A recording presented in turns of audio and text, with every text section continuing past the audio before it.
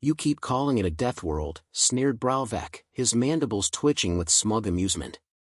But how bad can one little green planet be? Kira Holt didn't flinch. She leaned against the wall of the drop pod bay, arms crossed, chewing a strip of synthetic gum like she had all the time in the galaxy. Her Earth Force survival gear was clean but clearly worn, the kind of wear that came from fieldwork, not fashion. She didn't bother answering. Instead, she tilted her head toward the shimmering pod doors and offered the Brocari a lazy smile. "Hope you packed a change of chitin," she muttered. The other alien students laughed, most of them nervously. They stood clustered beneath the Academy's mission briefing dome, surrounded by projected holograms of dense rainforests and glowing bioluminescent creatures.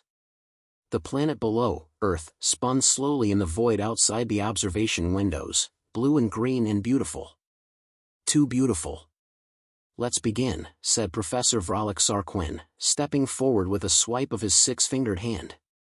The hologram blinked into a high-resolution satellite map of the Amazon exclusion zone, highlighted in red. "Today, we test whether Earth deserves its death world status. Myth or exaggeration? I intend to find out." Kira exhaled sharply through her nose. "Here we go." Vralik turned to the group, elegant and condescending in equal measure. The region we're visiting was once populated. Nature reclaimed it. With the proper precautions, it's harmless. If you follow instructions, there is no reason for concern. "And what if we don't?" asked Tlari, a feathered student from the Yari clade. "Then we'll learn quickly why the myths persist," Vralik said, smirking. "Which is why Ensign Holt will accompany us." All eyes turned to Kira. She pushed off the wall, walking with slow confidence. "Name's Kira. Earthborn. Ensign with the Intergalactic Corps. You mess around down there, I'm not the one that dies." She stopped short, her eyes narrowing. "You are." A few chuckled. Bralvek snorted. Vralik scowled. "We'll be touching down near Grid Echo 5, Vralik said, snapping the mood back to academic. "A controlled biome, no large predators reported in the last cycle. A short hike, overnight camp, then we return. Clean. Scientific. Safe." The pods opened with a hiss. Kira stepped into hers last. The drop through Earth's atmosphere was rougher than most planets. Turbulence danced across the pod's frame like fingers drumming on steel. When they landed, the hatch peeled open, and a wave of humid heat slapped them in the face. They were in it. Dense, green jungle stretched endlessly in all directions. Every tree looked like it had 1,000 secrets. Air buzzed with life, birds cried, insects chattered, and something huge let out a low, reverberating growl somewhere in the distance.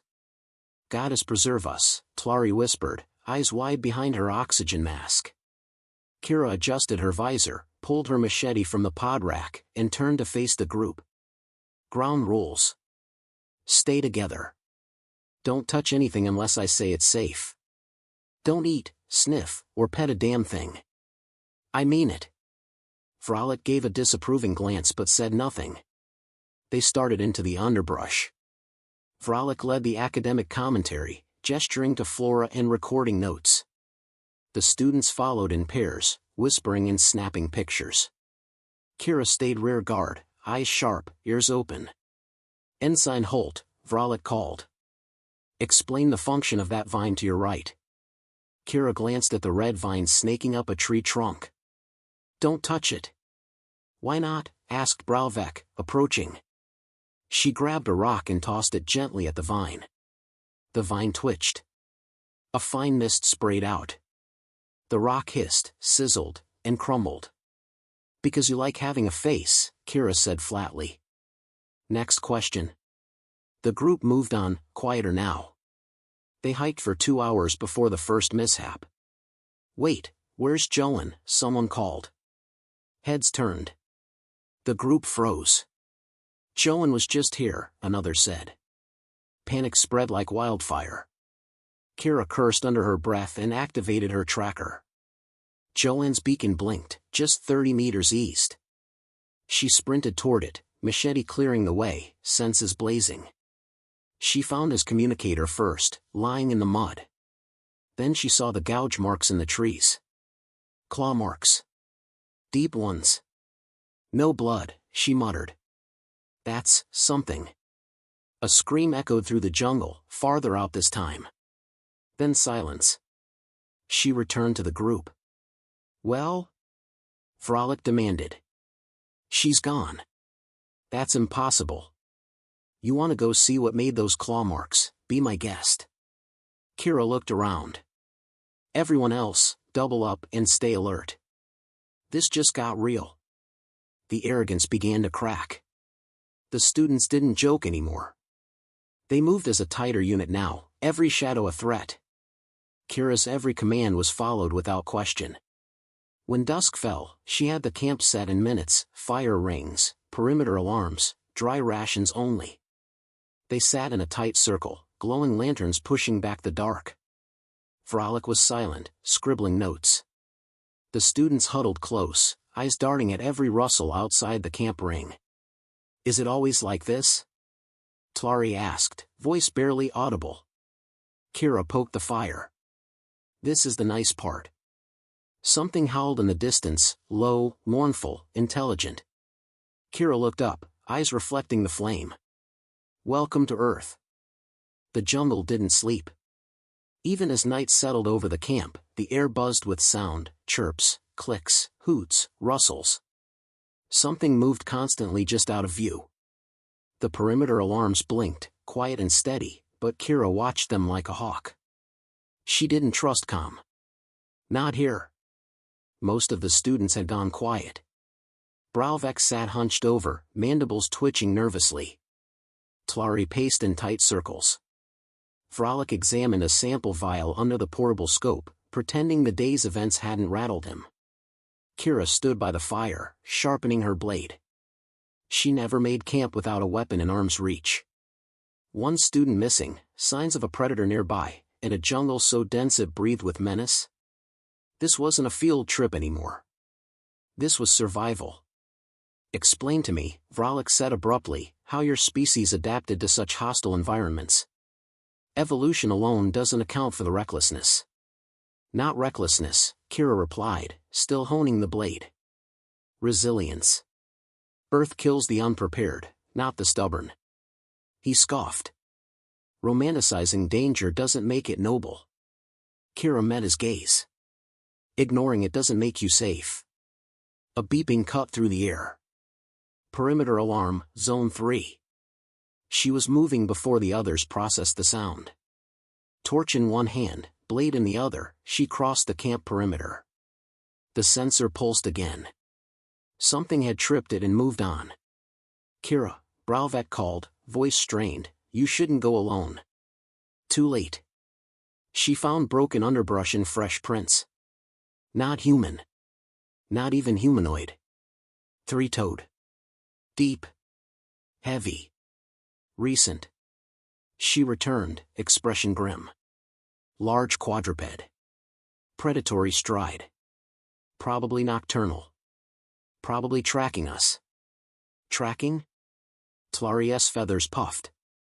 Yeah, Kira said, tossing a new log onto the fire. And it's not the only one. They didn't sleep. None of them. By morning, the jungle smelled different, sharper. Wet earth and rot. Danger had a scent, and Earth knew how to wear it. We move, Kira said. Now. Frolic objected. We're supposed to stay until the midday scan. The scans won't matter if we're dead. This isn't research anymore, Professor. It's an extraction delay. He frowned but nodded. That alone told Kira things were worse than he'd admit. They packed quickly. She distributed survival packs, compressed protein, filtered water bulbs, shock gel kits. No one complained now. Every leaf was eyed with suspicion. Every breeze felt like bait. Half a click in, they found the remains. A mangled carcass. Not Joan, an animal, probably a primate, but torn apart. Bones cracked, tissue liquefied in parts. Something had fed recently. Bralvek turned and vomited into the ferns. No teeth marks, Vralik murmured, crouching low. This wasn't eaten. It was disassembled. Kira scanned the area. Still fresh. Blood's tacky. Let's go. They picked up the pace. But Earth doesn't play fair. 2 hours later, one of the students, Narek, a wide-eyed Felinari, stepped on what looked like moss. It wasn't. The plant reared up like a striking cobra, its mouth lined with fibrous hooks. It latched onto Narek's leg and pulled. He screamed. Kira was on it in seconds, hacking at the stalk with controlled fury. Green fluid sprayed. She yanked Narek free, tore open the med pack, and injected him with anti-venom. His leg was shredded but intact. Barely. Carry him, she snapped. We keep moving.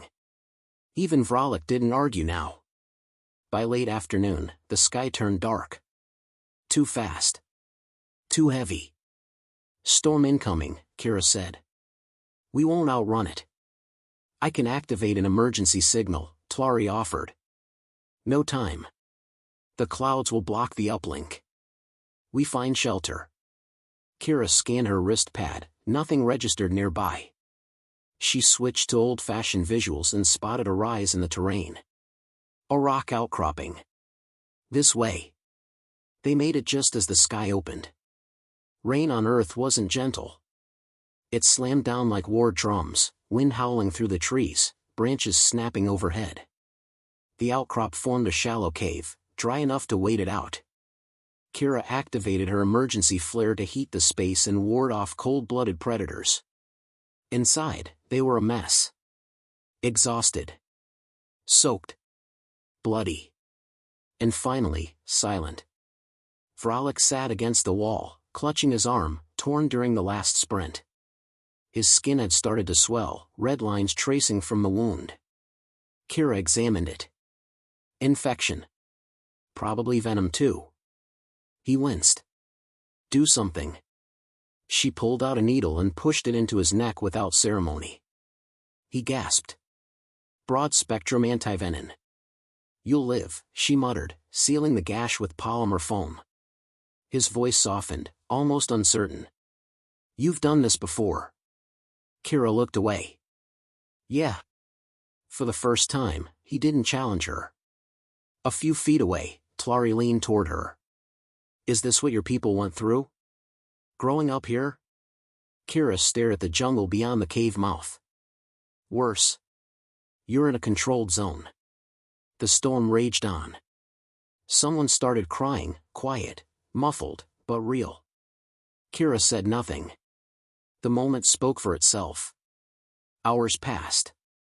The rain slowed. The students slept in shifts, clinging to one another, eyes flicking toward every sound. Even in sleep, they didn't relax. Vralik stirred beside her. I underestimated Earth, he said. Not an apology. But close. No, Kira said. You underestimated the kind of species it takes to survive Earth. He didn't respond. She didn't need him to. The storm passed. The wind calmed. But the air still felt wrong. Kira stepped out, blade ready. She squinted into the dim light and froze. Footprints. Fresh. Massive. Not theirs. They were being hunted. The prints were deep. Wider than Kira's chest. Four-toed. Clawed. She crouched beside them, running her fingers over the disturbed soil. The weight distribution told her enough. It moved low, fast, and with intent. A hunter, not a wanderer. Behind her, the others stirred. The rain had passed, but exhaustion lingered. Another predator? Bralvek asked quietly. Kira stood. No. The predator. They moved at first light. Kira led, Narek on a stretcher between two students, Vralik limping but mobile. The jungle had changed. It was quieter now, and that worried her more than noise ever did. Silence meant things were listening. Watching. She called up the old Earth Force navigation overlay from her wrist pad, ancient field maps from survival instructors long dead. A temporary shelter station had once existed 6 clicks east, reinforced bunker, stocked for emergencies.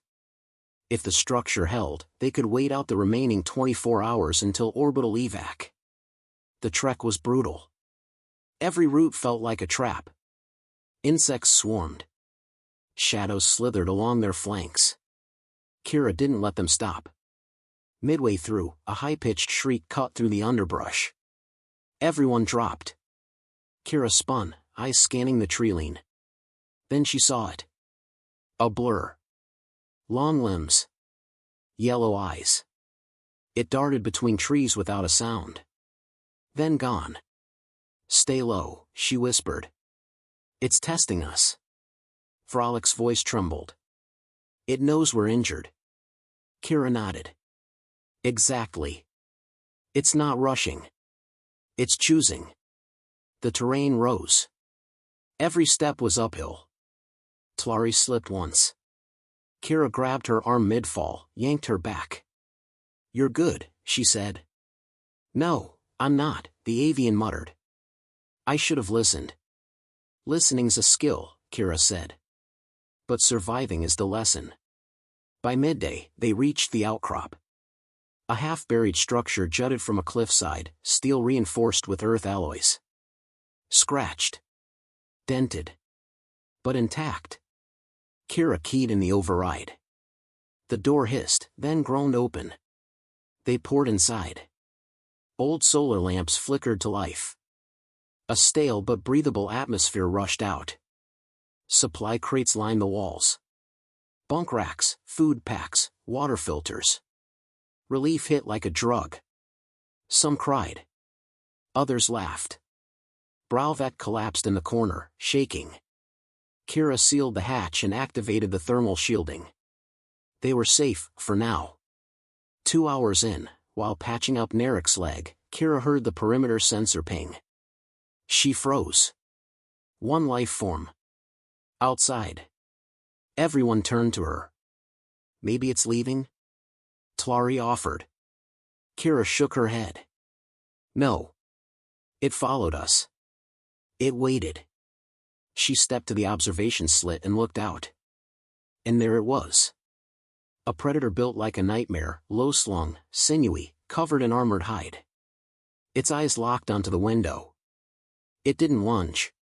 It didn't growl. It watched. Frolic appeared beside her, breath shallow. "That's not an animal." "No," Kira said. "That's a specialist." "Why hasn't it attacked?" "It doesn't need to. It's waiting for us to panic. Break routine. Open the door. Or fall asleep." That night was the longest of Kira's life. The creature circled the shelter every hour, visible only in flashes, claw scraping steel, shadow flitting past lights. The students took turns keeping watch. None slept. Frolic faded in and out, his fever spiking. Kira applied another dose of stabilizer, but supplies were dwindling. She stared at the door. Then the crates. Then the cave ceiling. And made a decision. Morning. The predator was still there, prowling near the rocks. Kira stood at the center of the shelter, blade strapped to her back, a flare kit in hand. "I'm ending this." "What?" Bralvek stood up fast. "You can't." "I can," she said. "It's not expecting a counterattack. It's used to prey running.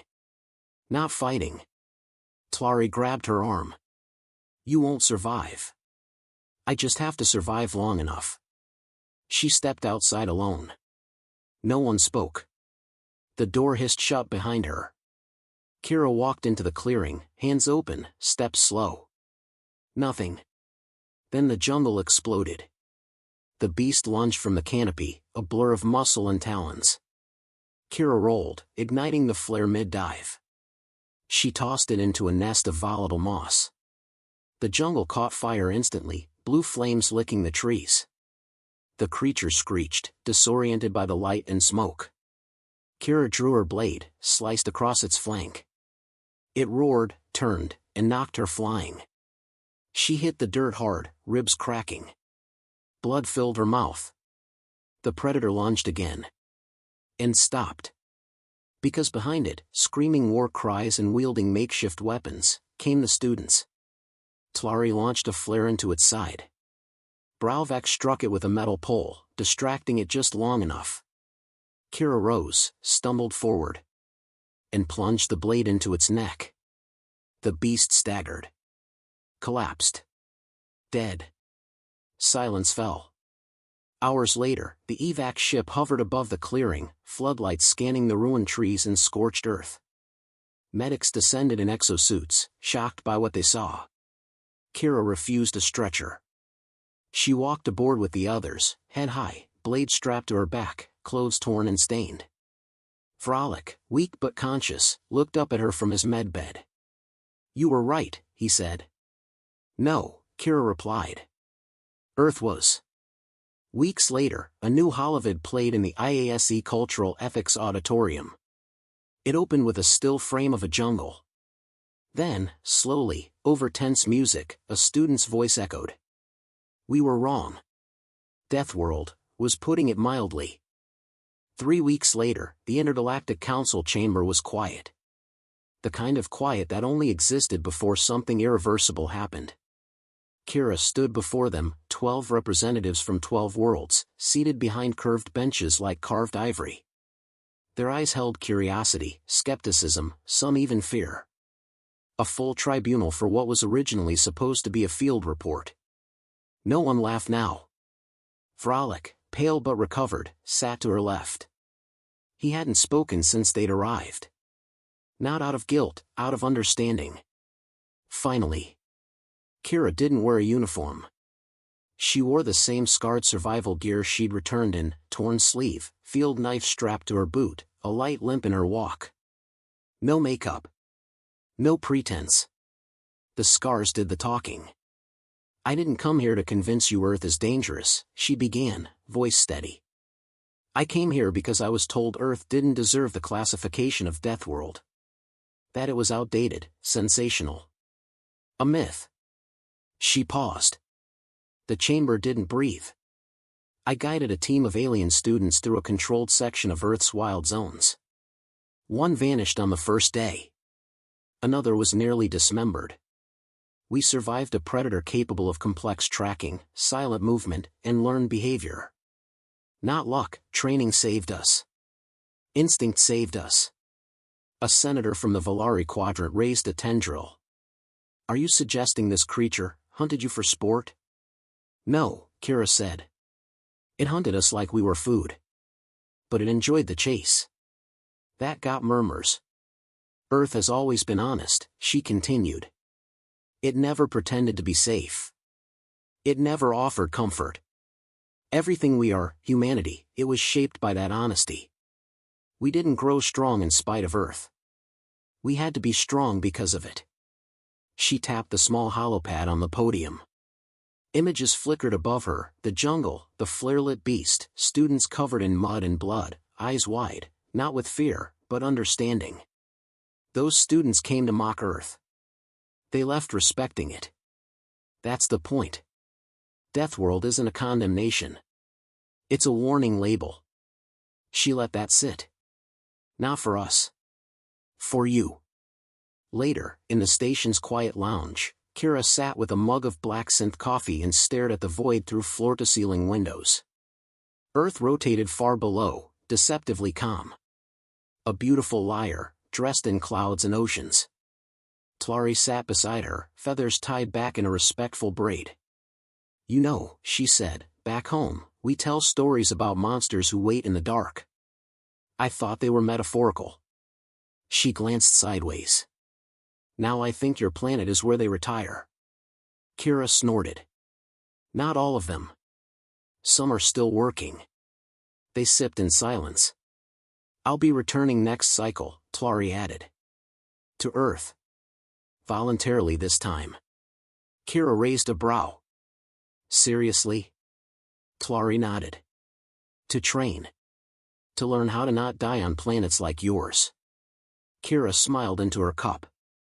Good plan.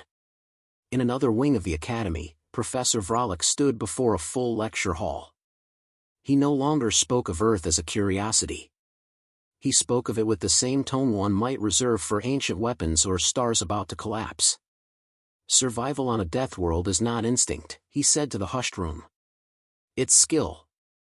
Earned, taught, passed down in sweat and fire. I was wrong to underestimate it. And I nearly died because of that. He tapped the screen behind him. A picture of Kira appeared, knife drawn, rain pouring, a predator mid-lunge. The human you see here was not exceptional because she survived. She's exceptional because any human in her place would have done the same. Council votes were cast a day later. Unanimous. Earth's Death World classification not only stood, it was upgraded. The new designation came with a clause: no unsupervised expeditions.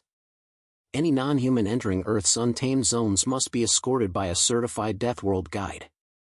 Kira's name was first on the list. Back in the orbital training facility, Kira walked into a new classroom. Smaller than the others. The air smelled faintly of ozone and dried sweat. 6 students sat waiting. All alien. All quiet. She dropped her pack on the floor, unrolled a survival blanket, and sat cross-legged. No slides.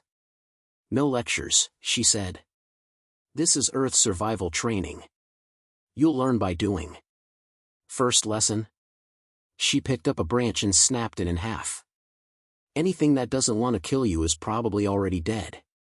Outside, Earth turned slowly beneath the stars. It wasn't angry. It wasn't cruel. It simply was. And finally, the galaxy understood what that meant.